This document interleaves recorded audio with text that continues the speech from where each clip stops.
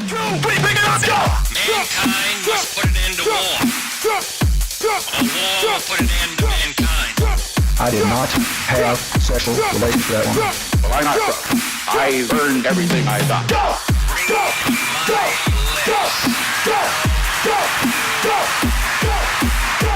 Change will not come if we wait for some other person. All right, so I have not been listening much to the YouTubes, but if you check this out on YouTube, you'll see the awesome logo that was made by my friend Andy Hetzel, and the awesome theme music that was made by the resident, I would call him a Renaissance man, Chris Rand, of Green Bay. Yeah, so community effort. So anyway, we are on a short time schedule, so we're going to get right to it, I think. Yep. So I'm here with Bill from City Council, so friend of the show. Yes, exactly. So I don't know, where should we start? You want to talk? You know what? Let's talk about the wheel tax. Yeah, let's talk wheel tax. I think I'm the only one against it. Well, no. Well, I think a lot of it is people don't necessarily understand how it works or how we'd like to see it work. One is I'm not wild about a wheel tax either. I'm not wild about taxes either. I mean, I pay them. It hurts. But after sitting through two budgets, I see a city budget that is tight. There's no fat. We can reduce the budget, though, but it would require major reductions in staff and programs. And if that's what people want, then that's what we'll do. To give you an example, an employee runs the city about $75,000 to $100,000 in wages and benefits. So, and just because cop background, if we got rid of the 10 community police officers, we'd save probably $1 million or more. Now you would reduce what they do; they wouldn't be doing it anymore. Mm-hmm. And if people can live with that, that's fine. So, but I think that's where the city is when it comes to reducing money.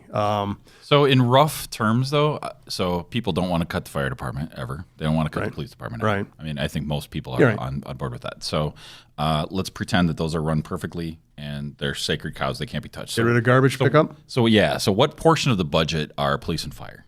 A major source. The police half? and fire budget runs, I would say, almost 40%. Yeah, okay. 40% roughly. So out of that remaining 60%, you mentioned garbage pickup. Garbage pickup. Yeah, and that's about it, though, right? So you got parks and forestry. You've got parks and forestry. Mm-hmm. You've got the city staff, IT people, secretaries. Why can't we cut some of those people? And that happened to me at the PD. There was a big budget cut. Mm-hmm. I ran an office. It was training and public information, and there was a lady who worked for us and for the chief and a couple of the other admin people. And they said, we got to cut. And the cop said, you ain't cutting us. And the supervisor said, you're not cutting us. So he cut one cleaning person and he cut her. Mm-hmm. So now I'm doing her work. And it tied up a lot of my time. And it became very frustrating. I'm thinking they were paying her, I don't know, $15, $16 an hour. Mm-hmm. They're paying me much more, but now I'm doing her work. I got behind in my work. The cleaning person. We had 4 people at that time. They took care of the entire police department, the municipal court, and the 2 CP stations. Yeah. And all of a sudden you start to notice people are like, hey, things are getting kind of scuzzy around here. Things are getting But you mentioned dirty. that the average city employee is $75,000 to $100,000. Right. So, a cleaning person doesn't sound like that would cost that much. And if it does, maybe that is something we should outsource. Right. Yeah, and it varies. And I know that's not a good example. Right, but there's wage scale. So, yeah. Those cuts affected us, and so was that a good cut? Was that a smart cut? Well, if you have to make the cut, you have to make the cut. Yeah. So coming from always private industry, right? We make cuts all the time. Everybody makes cuts. Yeah. And usually we do that through technology. We improve processes. Right. We remove processes that are obsolete, and we change things to streamline them. Sure. So I bet there is some fat, but I understand. For example, the PD went paperless. Yep. And it reduced a lot of our secretarial pool. Yeah. That staff is not what it used to be. Which is good. Right. It did mean we had to get one more IT person on board to keep up, maintain, keep things running. roughly 50% of the computers are at the Green Bay Police Department in the city because of the amount of work that they're doing out of there in the squad cars and all that other kind of stuff. So yeah, technology can certainly save you. Look at the garbage trucks. Right. We went with the automatic pickups. love there it. was an initial outlay, but it reduced staffing by roughly 50% that was needed. Awesome. Summer help, they didn't need that anymore. It's all gone. Yeah, exactly. And there's things out there that we can do, and we have to continuously look for those. We can't sit back and just be satisfied with the status quo. Technology is going to be the way to go. And I've read articles, there's certain jobs, to a certain extent you can get technology involved. Some you'll never be able to. Right. But it's something the city has to look at. I look at, and I think I was told that the total city staff today, compared to even 10, 15 years ago, has been reduced by roughly, I heard, 15 to 20%. It's a good start. That's a good start. But it all depends upon what do you want, what does the guy down the street want, and that doesn't always mesh either. Absolutely. People with kids going to parks want parkies. Old retired people with no kids, they don't care. People that don't go swimming, they don't want pools. Let's not talk about Yeah, let's not get there. No. That's probably not going to get pretty in the next couple of days anyway. So the bids are back, and they're high. Yes. So there's going to be some teeth gnashing and hand wringing going on, I believe. So there's other things out there too, and some things, like someone told me once, you never get your money back on what you put into a park. It's never going to make you a dime. Right. It's an aesthetic thing for people. Libraries, you don't make any money on libraries. And that's the unfortunate thing about government. It's hard to run them like a private business. Well, okay. I think you absolutely can. It's not just quality of life. You mentioned parkies and libraries in specific. Those are things that keep kids out of trouble. Right. There's definitely a cost to that. Oh, yeah. I'd rather absolutely. have parkies than police. Yeah, so would I. Right?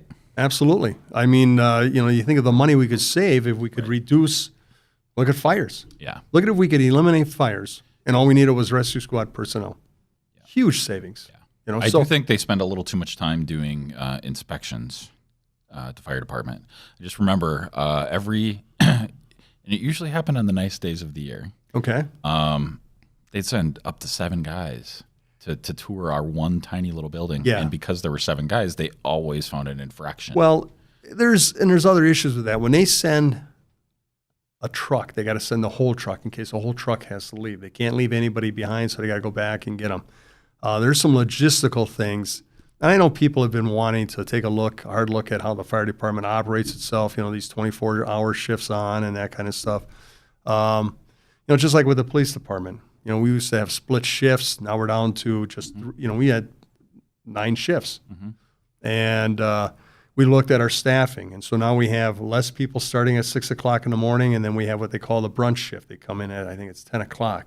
Just like we have an evening shift that comes in at 7. So we look at the calls for service, where's the need, and so instead of having guys sitting around, let's have guys coming in and working when we have the greatest need. And it reduces overtime. Right. And it reduces call wait. There's nothing worse than when you're waiting for a cop or a fireman when you really need them. So, yeah, there's always efficiencies that we can find and that we can institute to save money. Right. And I love that you have experience as an ex-officer. I don't know how applicable that is to everything else in the city, but at least I think you have a good handle on the cost structure of the police department. Anyway, circle back to the wheel tax. Yeah. Okay. Yeah. We got off task. No. That's all important. Right. Because I think we should cut, but if you are legitimately saying we looked at everything, I'll tell you, I've looked. There's things that people want for the city. Could we do away with it? Absolutely. But after a while, what do you end up with? You end up with a box with no frills. And is that what you want your community to be like? You have your house. Your wife goes out and plants flowers in the spring. You're like, oh, what the hell for? Because it looks nice. It makes me feel good. It looks the house look nice. You know what? You being ex-police and then talking about my private conversations, I'm a little weirded out by that. So the state limits how much we can raise our taxes. First off, let me say the city should have been raising taxes a little bit more along the way, in that we've been putting things off. And we've gotten behind the 8 ball on this, and you can't, because of current state laws, you can't dig your way out very easily. The state limits how much you can raise taxes. If you go $1 past that limit, you lose literally millions of dollars in state aid, which is really your own money coming back to you, but we won't go down that road. So Green Bay, there's things that go up, and you've got to cover those things. And for us to get enough tax money to, one, increase the amount of roads that we're replacing and do away with the personal assessments, we can't raise that much tax money. And the roads right now, I've talked to Steve Grenier, and you can't nail them down tight, but roughly assessments cover about 1/3 of the cost of replacing a road. Now, there's more than just bringing in asphalt or cement and resurfacing it. Before they do that, they go underneath and they look at all the infrastructure underneath. It makes no sense to replace a road and then replace a sewer 5 years later and tear up perfectly good cement or asphalt. So sometimes the assessments or the costs are much higher because they have to do the infrastructure work. Sometimes you get by, everything's good, and you're just going to throw on a new layer, whatever it is. So we do the assessments. The assessment is so much money per foot. I built a house on the far west side. They told me we're not going to replace this road. 3 years later, they did, and I had a pie-shaped wedge lot with the big wedge on the road. Cost me, and this was 1985, $2,500. And I was like, are you kidding me? That was a hit. Right. The wheel tax, if it's done right, would get rid of the property assessments. Completely. Okay. And we're hoping there would be enough there to increase the amount of roads we're replacing. The reason why I say that is because our roads are designed roughly to last 25 years. We're only replacing 1% to 2% a year, which means 50 years to replace your road. Right. Probably not quite fast enough. Not quite fast enough. Okay. So what I'd like to see us do is increase the amount of roads that we're replacing and do away with these personal assessments. I have 2 cars. If it's $20. So it's $40 a year. 10 years is $400. 30 years is $1,200. Okay. You can see where it's like a savings account. You're putting away a little bit every year instead of getting a bill for $2,500. And then the city says, hey, we'll loan you the money at 4% interest. And I'm like, man, that still hurts. Right. And you still have to make those payments. I had a gentleman call me. Stewart Street is being reassessed, has been assessed. It's going to be done. He goes, I live on $900 a month. That's what my check is. My assessment is $450. Right. Now, when he told me $450, I was like, and this is the one thing I've had to learn, you got to listen to other people's problems. To me, $450 would hurt, but it wouldn't be as hurtful as it is to him. But if someone says your assessment is half of your next month's income, it would hurt. That's a big deal to anybody. That is huge. And so I feel for him. And I don't know what to tell him because the street does need to be replaced. But other communities just, they take it out of the general funds. Again, raising your taxes because we raise enough money because we bond our roads. What we can't get from the state and federal government, we bond. But that's a loan. So instead of getting all the money and paying for it up front, we're actually paying a little bit more than what the road costs us, but we're spreading it out over usually a 20 or 25 year span. So how can we get in front of that so we're not having to borrow? That's where I think the wheel tax can come in. So can we to a have certain some kind extent. of guarantee that that's what's going to happen? Well, the one thing I like about the wheel tax is, okay, say this council and the mayor all agree, we're going to raise the wheel tax. It's going to be $15, right? And it goes into the general, or say we raise taxes enough to cover the assessments and we're going to increase the amount of roads. 4 years down the road, we get a new administration, some new councilmen, and they go, I'd really rather do this, and we'll just take this money because it's not necessarily allocated for that, and I'll use it for building a tower, say. The wheel tax, as we're proposing it, would create a special account. The money from the wheel tax goes in there and can only be used for road resurfacing, nothing else. So 100 years down the road, unless you want to change the ordinance, that's what that money goes for. It allows you, I think, we've got to get ahead of this. I think once we get ahead of it and we get it under control, then we can back off. But we have 400 plus miles of road in Green Bay. It's going to take a lot to get us back up to speed. But, Right. and we're not even into storm sewers, Right. which is a whole nother issue. So why? I mean, I understand the schedule, but But how did we get to this point, though? Because we beat our chest years ago and said, hey, we didn't raise taxes. Hey, we didn't raise taxes. Hey, we didn't raise taxes. And what I have found out in government, you can make things disappear. Right. And if no one really makes a stink about it, there used to be a lot more parkies in the parks. They used to work longer hours. We used to do a lot more road repair, and not repair, but replacement. But we backed off. Maybe times got tough. There's been other economic downturns over the years. How do you handle that? Well, we'll back off. Can we make this fire truck last another year? Can we make the squad cars go another year? Maybe we don't qualify 4 times a year, maybe just twice a year. So you start making these efficiencies, and you think it's only short term, but it becomes forever. And then, well, efficiency doesn't mean not doing things. Efficiency means doing things cheaper. Well, and right. I stand corrected. You're absolutely right. That's the ideal. I mean, right. A lot of times. Because I think sometimes, when times are tough, you suck it up, you tighten your belt. Yeah. But when times are good, that's the time to make it up. But it's hard to do in government because we have. Are times good right now? They're better than they were, what was it, 6, 7, 8 years ago? Yeah. Okay.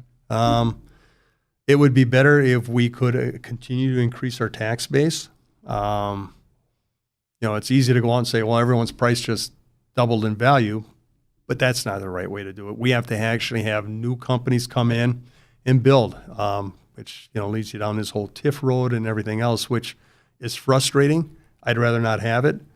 But if Green Bay stopped it right now and everyone's doing it around you, it's a circle. It is, yeah. With a bunch of tigers biting each other's tails, So, so just real quick on the wheel tax. So you said $15 to $20. That's what we're shooting for right now. Right. What would you say to somebody who says that, well, Milwaukee did that and now it's $60? I don't want to see that happen. And how can we prevent that? Well, you could write it into the ordinance. So can you do that? I will certainly make that suggestion. Yeah. It's a good idea. I didn't know that, but that is absolutely a good idea. And that's always the fear. So you got a crazy man like me who's like, no new taxes. And that is really the reason, because you can inch this. And that's the thing. People sneak it up. You're unaware of it. You don't pay attention. It gets passed. I mean, how much stuff gets passed in the state and federal level in a budget, and there's laws that are passed that nobody knew was there, and they snuck them in. Right. Right. And you can always, how you can phrase these things. You're like, well, adjusted for inflation, it's actually a decrease, so. Right.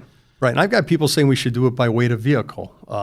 People are worried about amount of vehicles. I'm a car collector. Right. But there are exceptions. We can set up exceptions for collector vehicles. We could say no motorcycles. Is there a cost to all these one-off implementation details, though? I don't believe so, no. You set it up with the state, and the state just says, okay, this is what we're doing to these types of vehicles. Okay. People are worried about the United Indian Reservation. Are they going to pay their fair share? Well, if they're a tribal member and they live in Green Bay, I think everyone should, right? You're using the roads, right? So, yeah, there's a lot of, I'm finding out more and more. We create a law, and we really think we're creating a great law, and then someone goes, but what if? And then also, there's always unintended consequences. Yes. This is why I'm always really cautious about new laws, new taxes. And you go in there too fast, right? Because are they going to go away? The half-cent sales tax. Well, you can deliberate all you want, but if you discuss it among a close group of people, it moves the market, so to speak, right? Right. Oh well, maybe I'm going to cut down on how many cars I have now, and then the tax. There's unintended consequences. Yeah. Oh, absolutely. And so this is it's important to get input from people, like you talking about. Well, look what happened to Milwaukee. Yeah. And also, I'm like, whoa. I might have the numbers wrong, but somebody said that. It doesn't matter if a tax is snuck up, right? And increased without that public input or their ability to at least voice their concern. And granted, I hear, and I'll tell you, in 2 years, I can't tell you the amount of emails and phone calls that I feel, all the subfolders I have of all the different issues. And yet I realize I'm only hearing from a small percentage of the people. Yeah. So we're out of time. Oh, is that 20 minutes? So, holy crap. So actually, I think that's a great segue. So you said that people call and email. How would you like people to contact you? To me, email's the best because it's a documented record that I can always refer back to, and that's District 4, DISTRICT, the number 4 at greenbaywi.gov. Sweet. Yep. Okay. So I think that wraps it up for Blind Partisan episode number 3. And it would be awesome if you could join us and talk about the wheel tax on the Blind Partisan community group on Facebook. And thank you very much, Yeah, Bill thank Galvin, you, Elliot. I District appreciate 4, the time. the first of hopefully many of Yep. our city council people that are up for election in April. What's the date in April? I have no idea. I can remember the one Terrible from 2 years politician. ago. I'm just kidding. So it is coming up soon. So if you are running for office and you want to talk to me, you should get a hold of me.